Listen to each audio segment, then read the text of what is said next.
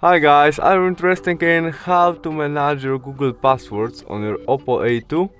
If yes, today I will show you how to do it. Welcome to Hardware Info channel.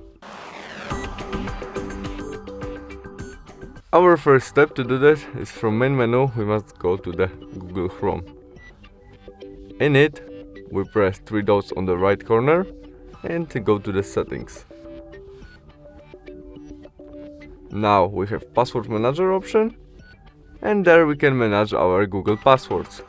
If we press this gear icon, we can turn on or turn off some function about our passwords manager, as offer to save passwords singing automatically and passwords alerts.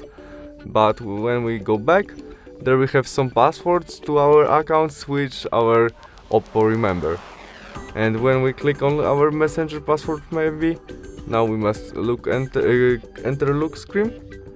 In it, we can copy our email, copy our passwords, add note to passwords, and after we press this eyes icon, our OPPO show us password to our account to Messenger.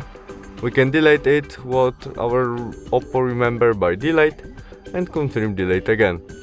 And that's all. Thanks for watching. See you soon. Bye.